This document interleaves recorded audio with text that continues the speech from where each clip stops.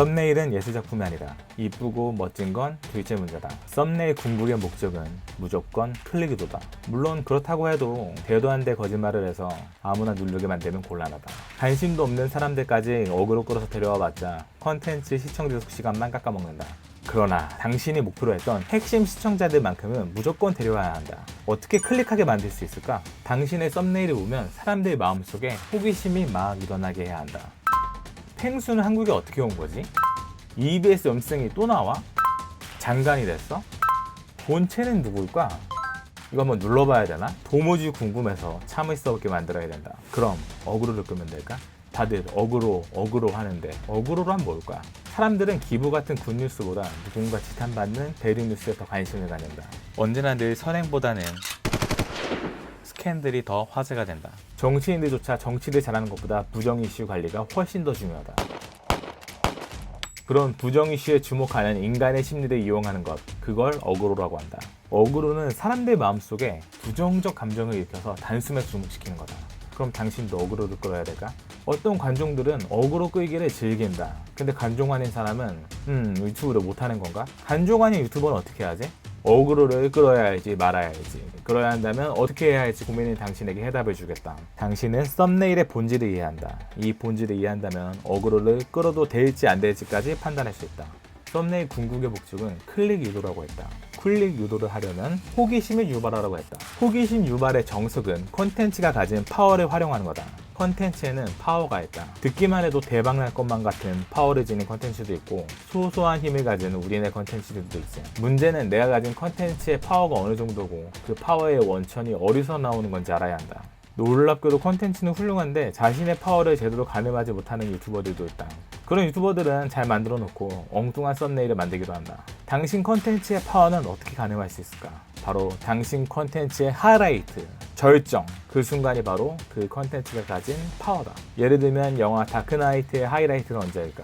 그간 배트맨 영화는 많았지만 이 영화 가장 히트한 거는 조커의 광기 덕분이다. 최고의 예고편은 그 광기를 예고편에 담는 거다. 기왕이면 다시는 일어서지 못할 것 같이 처절할수록 더욱 극적이게 되고 관객의 호기심을 유발하게 된다. 관객은 그 하이라이트를 보기 위해 극장에 들어선다. 어떻게 극복했을까? 라는 호기심을 가지고 말이지. 하이라이트가 강력하면 사람들은 기꺼이 당신 콘텐츠를 클릭한다. 심지어 콘텐츠의 기승전결이 다소 지지부진하고 빌드업이 느려도 끝까지 봐준다. 그 하이라이트를 보기 위해서.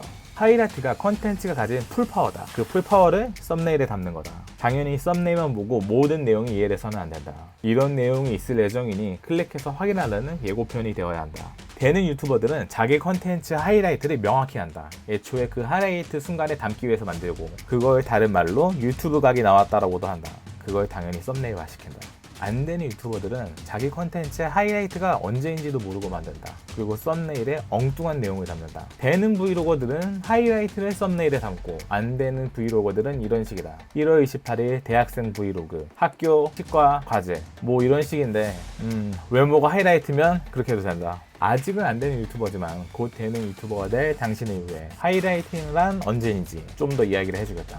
결국 컨텐츠는 둘 중 하나다. 정보와 재미. 정보 컨텐츠라면 하이라이트는 그 정보를 공개하는 순간이다. 연예부 기자라면 정보를 폭로하는 순간이고 IT 유튜버라면 핵심 단점에 대해서 까는 순간이 되겠지. 정보 컨텐츠는 이처럼 하이라이트 순간이 좀 명확한데 재미 컨텐츠는 좀 복잡하다.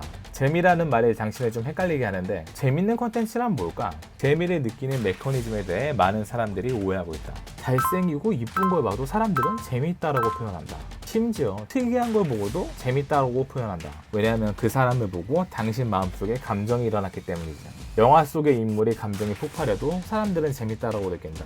인간의 감정이 폭발하는 곳은 바로 인간이 다투는 곳. 싸움 구경만한 구경거리가 또 없다. 복수는 그런 싸움과 감정이 층층이 쌓이는 곳이지. 막장 드라마가 불패의 신화를 기록하고 어벤져스가 작년 재작년 최고의 히트를 기록한 이유다. 전쟁, 싸움, 불륜, 복수 이런 소재들은 당신의 마음속에 감정이 일어나게 한다. 감동적인 영화를 보며 눈물 지어도 재밌다라고 말하고 공포물을 보며 벌벌 떨어도 재밌다라고 말하고 그렇다. 사람들은 컨텐츠라는 가상의 상황을 통해서 일어나는 내 감정의 변화를 즐기고 싶어한다. 그걸 바로 재미라고 한다. 당신의 브이로그, 여행 영상 등에서 당신의 감정이 폭발하는 순간, 그게 바로 하이라이트다. 감정의 절정, 이걸 썸네일로 담으면 된다. 이렇게까지 설명해도 하이라이트가 헷갈리는 컨텐츠도 있다. 교육 컨텐츠는 감정선도 밋밋하고 정보도 대박 핵심 정보라고 말할 수 있을지 좀 애매하다. 그럴 때는 최소한 명료해야 한다. 사람들은 기본적으로 공부하는 걸 힘들어한다. 그리고 유튜브에는 주간 컨텐츠가 너무 많다. 구독자들은 늘 뒤로 가게 할 태세가 되어 있고, 그런 사람들을 위해서 최소한 단순 명료해야 된다. 단순, 복잡하지 않고 간단하고 명료, 뚜렷 분명하다는 뜻이다. 명료하게 전달하는 대표적인 방식은 범주화하는 거다. 유튜브 시작하기 전에 알았으면 좋았을 5가지, 영상을 만들 때 당신이 꼭 알아야 할 7가지, 이런 식으로 범주화하는 거지. 그런 제목에서 사람들은 단순 명료를 느낀다.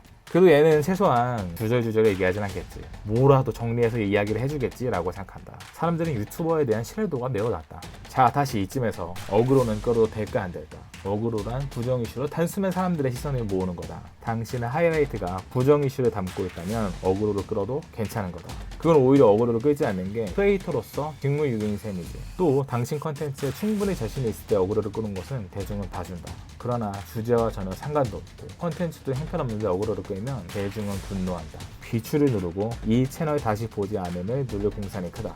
심지어 안티가 되어 악플도 기꺼이 달 준비가 되었을 것이다. 자, 이제 썸네일은 컨텐츠의 하이라이트를 담아야 되며 그 하이라이트 순간이란 컨텐츠의 절정, 감정이 폭발하는 순간이란 것까지 배웠다. 이걸 명심한 후에야 당신이 신경 써야 되는 것이 썸네일을 세련되게 만드는 거다.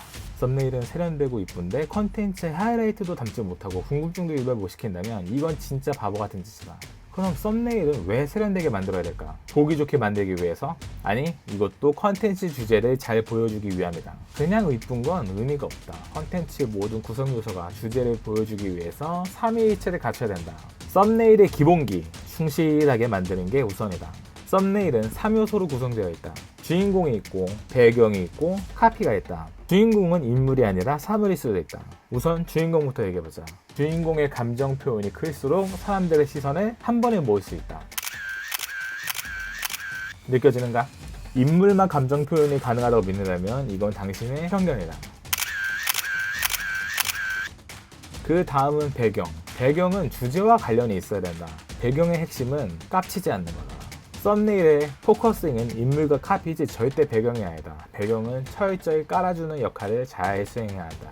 주인공과 배경을 합치면 다른 말로 이미지라고 하는데, 이 이미지만으로 표현이 잘 되는 경우 카피가 필요 없을 수도 있다. 그리고 마지막 카피. 카피의 핵심은 가독성이다. 잘 보이는 게 첫째, 그 다음이 컨텐츠 성격에 맞게 이쁘게 만드는 거다. 가독성을 살리기 위해서 이미지와 어떻게 구분시킬지가 관건인데, 가장 쉬운 방법은 카피에 윤곽선을 치는 거다. 200만 대세 유튜버 팽수조차 처음엔 썸네일이 좀 촌스러웠어. 글씨 주변에 검은색 윤곽선 처리를 해서 이미지와 구분시켰는데, 이건 편집은 쉽지만 그만큼 흔하고 촌스럽기도 하다. 컨텐츠 시작 경험이 적은 유튜버들이 이런 방법을 많이 택하게 된다. 두 번째, 박스 안에 카피를 넣는 방법이 있다. 펭수 썸네일을 보면 카피 뒤에 검은색 박스들을 교묘하게 넣었다. 훨씬 이미지와 카피가 구분되면서 카피가 선명하게 보이게 된다. 그리고 가장 세련된 방법은 그라데이션 처리하는 거다. 최근 펭수 썸네일을 보면 훨씬 더 세련되어졌다. 카피 뒤쪽 이미지는 반투명으로 어둡게 처리된 것을 볼 수 있다. 이렇게 그라데이션과 반투명을 이용해서 카피를 구분 지어주면 좀 더 세련되어 보인다. 종합하자면 썸네일의 기본기란 인물의 감정 표현을 살리고, 배경은 주제와 어울리면서도 튀면 안 되고, 카피는 이미지와 확실하게 구분되어 가독성을 살리는 것. 이게 썸네일의 기본기를 지킨 썸네일이다. 이쁘고 안 이쁘고는 이 다음 문제. 번외로 왜 초보 유튜버들의 썸네일이 촌스러울까? 보통은 카피 때문이고, 카피의 폰트와 색상 때문이다. 디자이너와 일반인의 차이점은 폰트와 색상을 고르는 능력으로 갈리는 거다. 본인 썸네일이 촌스럽게 느껴진다면 폰트와 색상을 개선하면 된다. 예시의 썸네일도 폰트도 이쁘지 않고 색상 역시 원색을 너무 많이 사용해서 미적으로 좀 떨어져 보인다.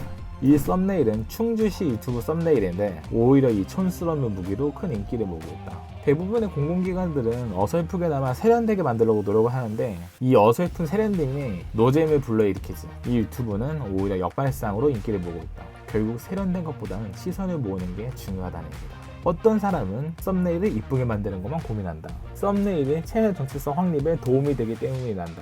과연 그럴까? 썸네일 궁극의 목적은 클릭 유도다.